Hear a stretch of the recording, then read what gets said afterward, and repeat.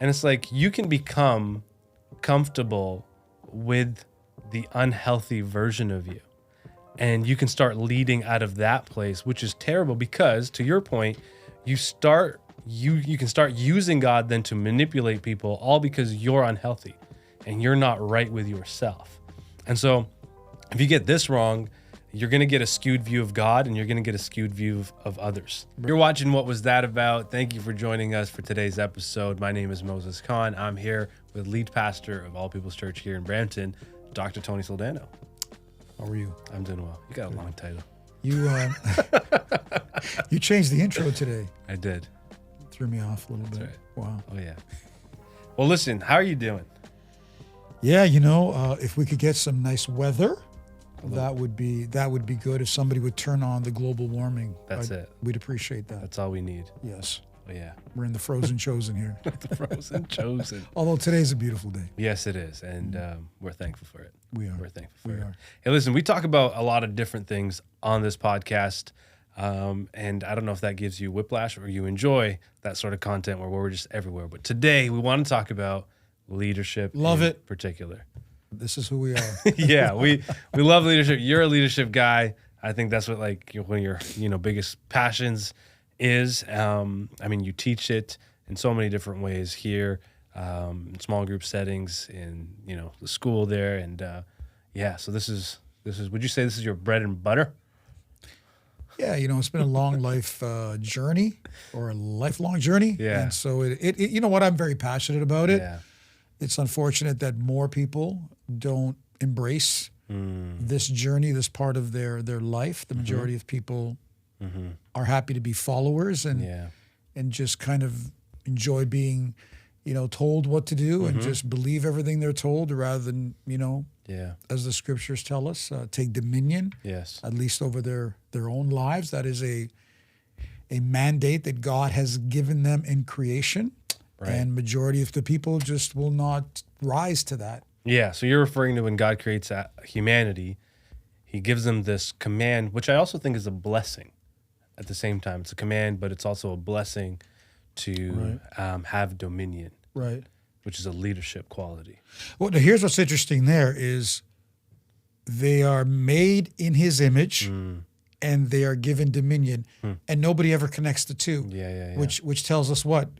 God is a leader. God is the leader. God is a leader. That dominion word is about taking control in a good way over the sphere of influence, because then he talks about the birds of the air and the fish of the sea. In other words, he's giving you the spheres of influence that God put under all humanity, by the way. Yeah. All humanity. All humanity. And so really we should all be leading in some sort of way. Absolutely. Yeah. I want to talk about this concept of 3 threes of leadership. 3 threes of leadership. Which, let's give credit. This is your concept. We talk a lot about leadership, and so you shared this with me. Yes, I did, and it was kind of cool because I was inspired by you, because you had sent me these your foundation of leadership, and there was like several there which you thought were like, you would say are your foundations of leadership, which I thought were so good. And so I began thinking of, okay, like how do I see this, and what's kind of the framework that I see this through, and so this came to me, 3 threes of leadership. The first one having to do with relational integrity, the second one having to do with more direction and movement, and the third one having to do with building, because I think leaders are builders. 100%. Yeah. So of people mostly. Yeah, absolutely. So I want to talk a little bit. Let's talk a little bit about this. I think this will be helpful for our audience to kind of know. I don't know if we're going to have time to get into all of it because there's a lot there. But let's talk about relational integrity. So why don't we label the 3 threes? So you have relational integrity. Yes, we have relational integrity, which is that leaders are right with God. They walk in righteousness. They're right with others. They walk in forgiveness, and they're right with themselves. They are emotionally healthy. They have emotional intelligence. Then there is direction and movement.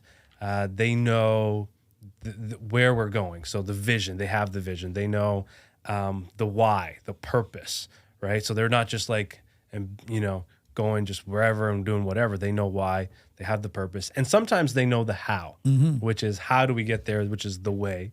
Which is strategy. Strategy, that's it. Love it. And then in terms of building, leaders build others, they build themselves, and they also build futures. And so those are the three Beautiful. 3 categories and 3 things in each category. Beautiful. Where do you want to start? Well, I think that's phenomenal, by the way. Yeah. Well, you're a relational guy, so you talk a lot about relational intelligence too. And so let's talk about that first one, relational integrity. That leaders are right with God, right with others, and right with themselves. They walk in righteousness, they walk in forgiveness, and they are emotionally healthy. Wow. So in our sphere, so we should define what the word right means. But in our sphere, we have a lot of focus on spirituality and very little focus on emotional intelligence. So as long as I'm quote unquote right with God, nothing else matters. You know, I can pray, but I can cuss you out. Yeah. You know, those are the most dangerous people. The most dangerous people, right? They're connected to God. Yeah. Somehow, here's the part that's always perplexed me is they're connected to the most emotionally intelligent being, but they don't seem to convey any of that into their relationships. Yeah, like, how can that be if you're with him, and then you are just so terrible with other people? But let's define the word right. You define the word right for us first. Yeah, when I think of the word right, I think of good standing. I think of good. So even righteousness in the Bible is that you're in good standing before God and with God. And so when I say right with God, it means you're in right standing with God. You're not walking in ways that lack integrity, that lack righteousness, and all the things that God and the Bible emulate. Right with others. You walk in forgiveness. And I was thinking through this. It doesn't mean that you walk in reconciliation, because there's some people that you're never going to be able to reconcile with, but you walk in forgiveness. You're not operating from a place of guilt or manipulation. And so you're in good standing with others. Scripture says, to the best of your ability, try to be at peace with everybody, to the best of your ability, right? And then right with yourself. This is an important one, because I think sometimes we downplay the emotional baggage, sometimes the trauma, sometimes the neglect of our own emotional health as leaders, and we think, well, let's just push past that. And the reality is, if you're not right with yourself, then you don't have the total package of relational integrity. So in a lot of circles, they call that intrapersonal leadership. So into me, where inter is between the two of us. Yeah. And I think you're right. We have a lot of broken people. I think of certain industries that people go into, not because they are well, but because they have been broken. Maybe they have been abused. And so they want to help others. Yeah. But they're not coming from necessarily a place of being whole or healed. They're coming from a place of, okay, I was broken, and I want to help other people. Yeah. And, I guess it's a noble thought, right? I want to help others because I went through this. However, if they're not healed themselves in their emotions, in their soul, in their mind, then what is it exactly that you're giving to other people? I heard somebody once say, if it doesn't work for you, don't export. That's good. That's like many times we're trying to give people principles and thoughts and best practices, but we're broken vessels inside. Now, what I'm not suggesting is that we have to be perfect or we're going to reach this utopia, but there has to be some level of when I have intrapersonal leadership. I'm at peace. I understand myself. I understand what makes me tick. I understand my triggers. I understand others. That's it. And so rather than being reactionary, we teach that people respond. But a lot of times we just have a lot of triggered people that are quote unquote, they're trying to do the right thing for other people, but it's not going to work. Yeah, because sometimes because of that neglect, and I think if you don't learn to conquer your emotions conquer you, and so because of that neglect, you can tend to lead out of anger, out of regret, out of even grief. If you're not, if you don't do the right things to just, regulate your emotions and take care of your thoughts and your inner world, your inner being, then you can lead from the wrong place, which is ultimately going to result in you mismanaging and misusing people, and it's just going to become a disaster. Especially in our world, in our sphere. And I hope, that the pastors and spiritual leaders are watching, because the truth is there's a lot of fear, there's a lot of isolation, there's a lot of insecurities, rejections, there's expectations. And the truth is that there's a lot of pain. There's a lot of pain. The statistics are out there of what pastors and spiritual leaders, suffer at the hands of people. Not that they don't hurt other people as well, but you're just taught to go on and press forward and be strong and not take the time to heal, to recover, to be whole. And there's a lot of denial. There's a lot of denial that goes on. And so, people limp along thinking they're doing a great job, but in reality, as you're saying, some of that internal pain turns into anger. Can turn into even dominating people and controlling people. That's it. And in the worst case scenarios, it can even become demonic and wicked. Like it just reaches levels, and there's a lot of justification that goes into it. Sometimes even, people will play the God. Well, this is what God wants. And putting horrible demands on followers of Jesus that he himself didn't even put on people. So this is a big subject, this internal wholeness, and I love what you said. If you don't control your emotions, which by the way is a fruit of the Spirit, well, they're gonna control you. Yeah, and I think to your point about the excuses, because sometimes leaders can come under this mindset of, well, this is the way I am, and I've always I've always been like this, and I've been in leadership for 40 years, or the ministry for X amount of years, and I think it's important to, and this is a very hard thing to do, because there could be like years and years of layers, and the heart can become very callous, and we can become very hard-headed in this area. But it's important for us to know that we can become comfortable with the unhealthy version of us, right? And so it's like, for instance, like this, I've always been like this, or this is the me I'm comfortable being. Or it runs in my family. Right? And it's like you can become comfortable with the unhealthy version of you. And you can start leading out of that place, which is terrible, because to your point, you can start using God then to manipulate people, all because you're unhealthy and you're not right with yourself. And so if you get this wrong, you're going to get a skewed view of God, and you're going to get a skewed view of others. Right. And it's going to become very toxic. And people might even begin to resent, in our circle, in ministry, people might even begin to resent God because of the way you're leading. Yeah. Well, we know leaders that, they yell at their people. They name call, they label, belittle, humiliate. And here again, all in the name of progress, and all in the name of results. And by the way, we believe in all those things. We believe in return on investment and giving our best and excellence. We're not talking about that, but it's how that it's how it's done.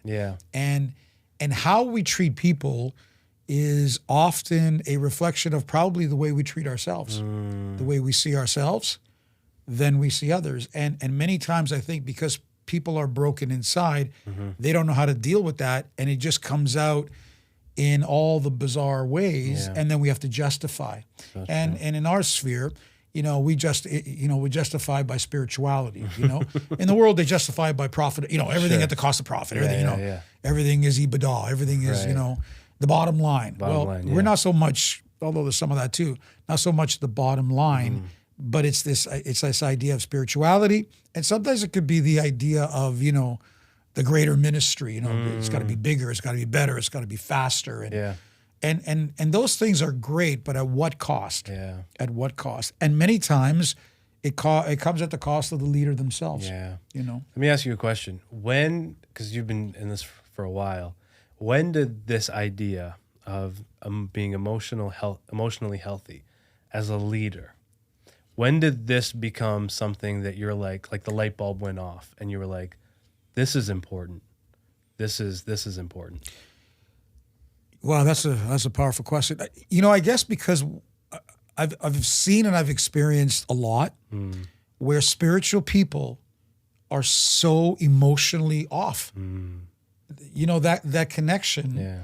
That how can this be? How does this make sense? And by the way, we have examples of this in the Bible as well. It's not like the Bible hides this, where it's not so much that they're not spiritual, it's that they're not emotionally well, and we don't teach this. We don't put a priority on it. So we just say, well, if you're spiritual, it'll cover everything. Well, it doesn't. And it cost people like Moses. It cost people like Peter that were not able at times and at critical moments to overcome, their emotions. We know Moses. Moses was told to speak to the rock, and he struck the rock out of what? Out of anger. Well, that was a theme in his life. Yeah. Like it wasn't just, wow, God, you're so mean. This guy who makes one mistake. No, there was a thread in his life. This anger, which was rooted in something. Well, Pastor Moses, this was a man that met with God face to face. This is a man that spoke to God as a friend. Like the relationship that he had with God. You can't tell me that Moses wasn't spiritual, but on the emotional side of things, he certainly allowed his emotions to run wild. Now, did they have these discussions? Did God never approach this with Moses and in all their discussions? And yet, in the end, it cost them, didn't it? Yeah. And so I've seen it in the Bible. I've seen it in life and in issues where, people will split churches, they'll gossip, they'll backbite, and yet they'll all do it in the name of spirituality. And I'm like, something is wrong here. And then where the light bulb really went off, when I looked at the fruit, not the fruits, but the fruit of the Spirit, they all have to do with our emotions. Jeez. Like all of them, like all 9 is like, wow, this is all in the soul realm. It's not about, we just say, well, you're going to be more spiritual. Well, look at it. This deals all with your emotional and with your soul and your mind, right? Wow. Yeah. So that was That's good.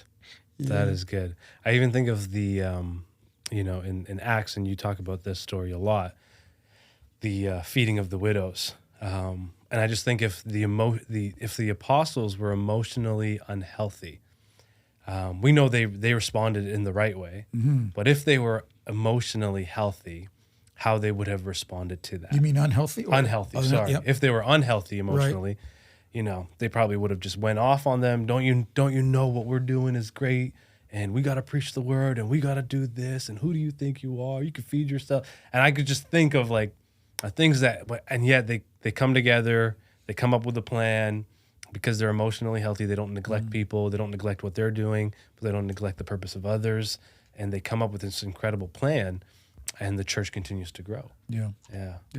And this is why it is so critical. The Bible talks about, the word even being like a mirror. As we're in the presence of God, we look at God, we look at his character, we look at the word of God, and that should reflect to us, that should speak to us. And let's be honest, there are times when we don't understand ourselves. And therefore, we spend time with God, but sometimes we need other leaders, we need others to give us insight and thoughts and ideas, because it's hard. It's hard to see ourselves. Maybe we have a certain image or perspective of ourselves, and others go like, yeah, that's not you. Sometimes we might even need professionals to help us out, depending on the stage and the level, you're at. Because here's the truth, that if I could use the term, the higher you go, the more successful you become. You know, the air gets thinner. There's less people up there, if you will. And that's really where the dangers come into play. And not that it can't happen to people that, you know, with smaller spheres of influence, but the risk is higher. And therefore the self-awareness, the intra-leadership requirement. And when people hear these terms, by the way, you know, they just go, oh, this is humanism. Well, isn't this what David prayed? You know, search my heart. Very good. Not my spirit, search my heart and the wicked ways. And so we have no perfect leader in the Bible other than Jesus. And this is why it is critically important for self-inspection, inspection with God, and, you know, inspection with others. I remember, and I'll turn it back to you. I remember this one prophet said to another prophet, "You're okay. How am I doing?" You know? So, you know, you require that no matter what level you're at. You know, unless you want to stop the journey, we require that. Yeah. Wow, this is very good. Very good. I can think of 10,000 other questions to ask you, but wow, no, listen, these are your thoughts. we should probably end it here. But man, I guess we'll have to do the other ones in a different. But let's say this. So the three you said, right with God, right with others, right with self. So I think what the world tries to do that's wrong is they start with self. We don't start with self. No. We say, let's get right with God.